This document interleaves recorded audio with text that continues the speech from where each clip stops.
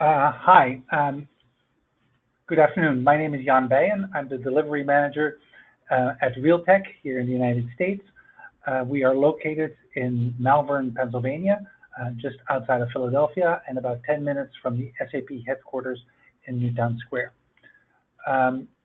Here, a quick agenda. First, a little bit about Realtek. Then, why would you want to perform an SAP migration, and then what is a migration, and then if there's time or questions, please let me know. So who is Realtek? What is Realtek? We were founded in 1994 by four SAP basis consultants that worked for SAP. They were part of the implementation team at Deutsche Telekom in the early 90s. They opened Realtek in Waldorf, right across the street from SAP, where they still are, and that hasn't changed. They went public on the German Stock Exchange in 1998, and in that same year moved or opened an office in the United States.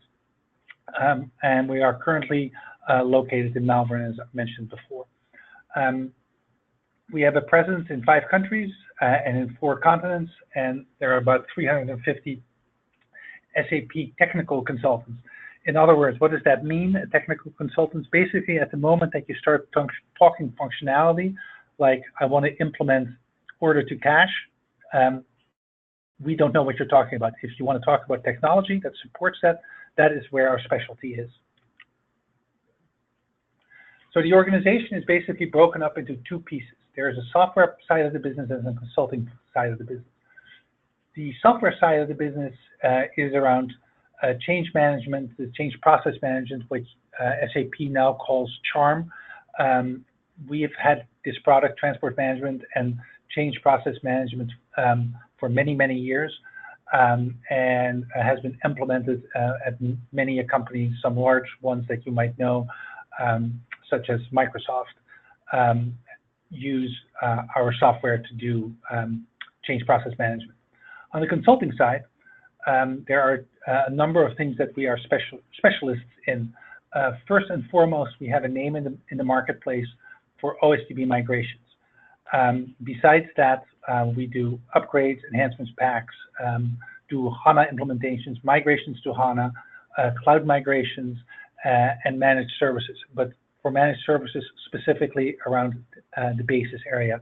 So at the moment that you need finance or sales and distribution or other functional consultants, you can talk to us, and then we can refer you to some of our partners. So why Realtek? Why would you use us? First of all, we are the experts in this field. We were the first ones to do it. After SAP developed the SAP migration toolkit, they asked Realtek to perform the first production one, which we did successfully in 1998. Since that moment, we have executed more than 1,000 successful OSDB migrations. So far, we have a 100% success rate worldwide. And because of that, that success rate, we have the name in the market for this very specific specialty.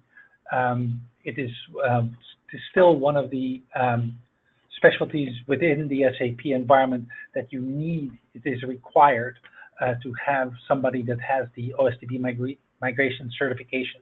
And the test is one of the harder tests that SAP puts out. So reasons to migrate. Why would you want to do this? Probably in the last couple of years until January 2026, the migration to HANA is probably the main driver, since SAP has announced that it expects all 40,000 plus clients to move off any proprietary database and move to HANA. That has created a lot of work. Another one is people are moving to the cloud, whether that's the Microsoft Azure cloud or the Amazon AWS cloud, as probably the 2 best known ones.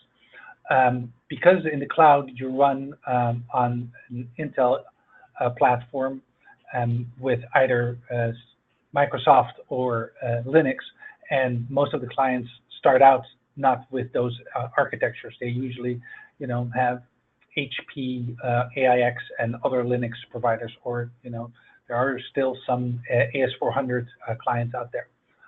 Another one that triggers a migration is because your company either got bought or you are buying another company, and the merged company, as part of the deal is the collapsing of the SAP environment, and that usually triggers at least one or multiple OSDB migrations. The same on the backside. It's like, you're part of a large organization and you get spun out, as you have seen recently with the Dow DuPont merger. As a result, there were a number of spin-outs and carve-outs. Another one that is happens very often is that the SAP environment is the only environment in a large company that runs on, say, AIX and DB2, and everything else runs on SQL Server and Windows. Usually the CIO, the CEO, and the C-suite is like, why are we having two skill sets? Let's standardize on one skill set. It's a lot less expensive to maintain two skill sets instead of one. And as a result, that brings down the total cost of ownership, which is often very, very important. This was definitely the case in the last, say 10 years, where a lot of CIOs and CFOs tried to move to like databases like DB2 and SQL Server because it was a lot less expensive than, say, an Oracle license. Another reason why organizations move off like big expensive Unix servers is because it's proprietary, it's expensive, and Intel-based servers are significantly less expensive and have the same performance and reliability. So overall, these are the kind of drivers that drive an organization to do this. Well, that is only the first step. These are the reasons why you want to look at it. The next thing is you have to build a business case. You have to basically convince the people in the top that this actually makes financial sense. And you basically have to collect a lot of data. This is going to take some time. Usually what happens when this is often triggered is when your servers are end of life. So when it is time to refresh your hardware server environment, it's like, okay, are we going to stay with, say, an IBM server? Does it make more sense to go to an Intel-based server or a Power-based Linux or Windows server if you want to stay within the IBM arena? Then there's the maintenance cost. What are the maintenance costs for your hardware, for your software, and might it be cheaper to go to the cloud? All things to look at, and so you have to collect all that data, put it in a spreadsheet, add to it your consulting cost. So you want to check with one or more consulting providers of what that cost might be, what kind of a ballpark it is, and how long it's going to take.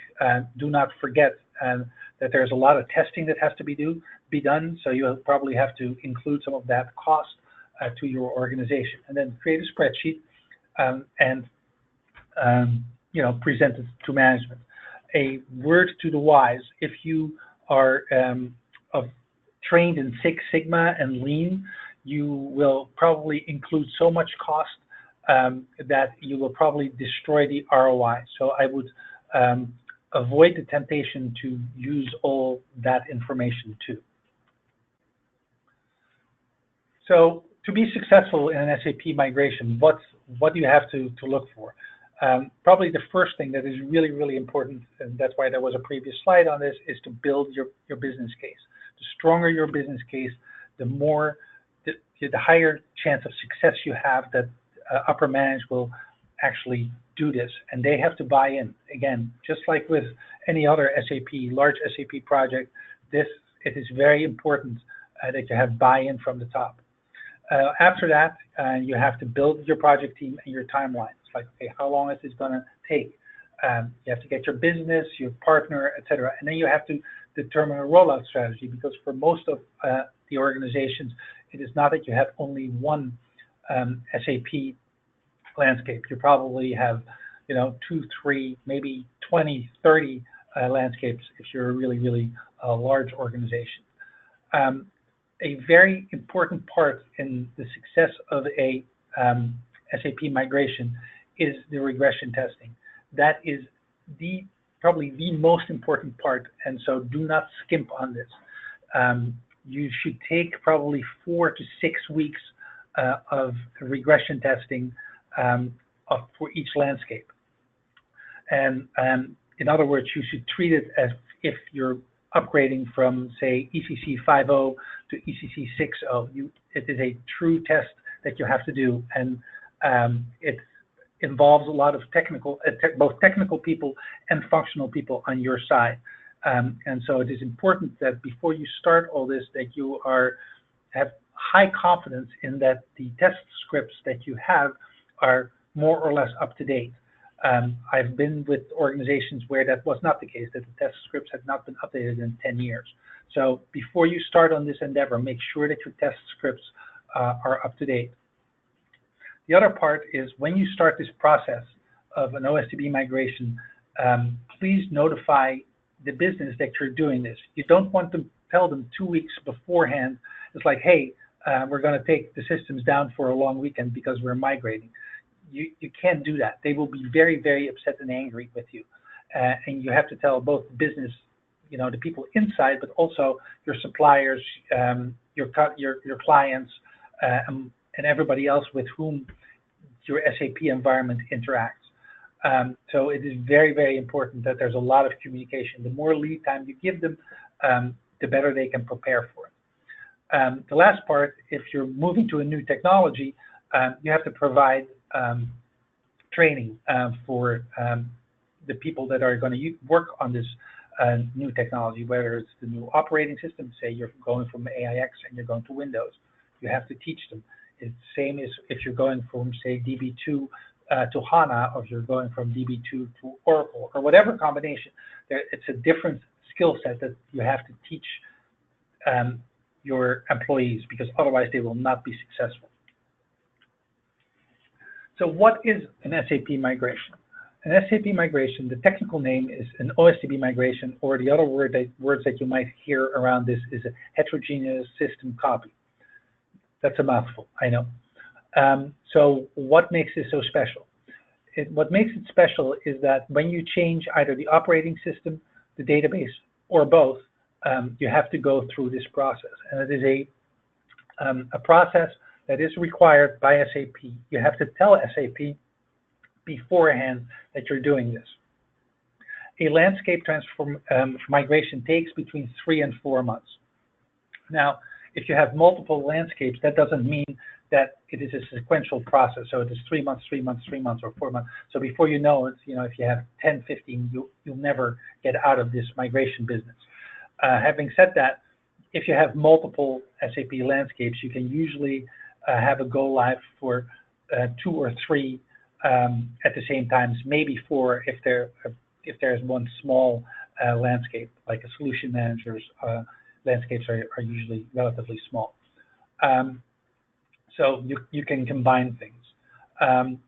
The other thing that is very, very important is that just in case, although we have never experienced it, but just in case that during your go live weekend something goes horribly wrong, that you can fall back to where you left off on, say, Friday afternoon when you turn down your source system. It is very important that you can fall back to that situation, to that system, because otherwise, if that doesn't exist and your migration fails, then on Monday morning you have nothing, and you might actually go out of business. The other thing is that you have to remember that once you decide to go, i.e. on Monday morning, you start to take orders again and to start ship things again, you cannot go back. Or if you do, you will lose data. So you have to be, when that go, no-go decision is a really, really crucial step in the whole process. Now, because it is such an important and process that takes place, the migration, SAP is involved in this whole thing. So when you start an OSCP migration, you have to open a customer message with SAP through the SAP Marketplace to tell them, hey, we're going to do this. Here's the plan that we're having, the project plan. You have to provide them with a project plan. These are the people, the consultants that are certified to do this. And that basically gives SAP an idea of what you're doing. And so during the go live weekend, they will be ready for you in case something goes wrong. So it is very, very important that you do this. If you don't do this, if you don't let SAP know that you're doing an OSDB migration, you will run into terrible problems 2 weeks later when you pick up the phone and you say, I have a problem, and SAP goes like, okay, you're running Oracle on HPUX, and you say, oh no, we migrated 2 weeks ago to Windows SQL Server. SAP will basically hang up the phone because you're out of contract. You are in total violation of your contract. So it is very, very important that you tell SAP what you're doing. So what's to do? Well, the first thing you do is get a certified migration consultant or company. And remember, no matter what the consulting company tells you, each customer is different. Every OSCP migration is different. I'm sorry, there's no other way to explain this. So at the moment that they're saying is like, well, you're no different than blah blah blah blah blah, you're in trouble. What is important to qualify a company that helps you with this is that they need to know what the source environment is and what the target environment is. The source environment, you can provide that information quite quickly with a relatively recent early watch report. That will provide most of the information, if not all, that the consulting company needs. You have to tell them how many landscapes you're moving and what the versions of those landscapes are. You have to tell them the size of the landscapes. Really, only production is of importance, and all this can usually be learned through an SAP early watch report. As part of the ROI calculation, the cost of the migration is very, very important. It will impact your ROI calculation. So please get that information. So here, some of our clients worldwide, you might recognize some of them, others you might have never heard of. Anyway, just to give you an idea, we've been doing this all over the world in all different industries. Any questions? If not, thank you very much. Have a great afternoon.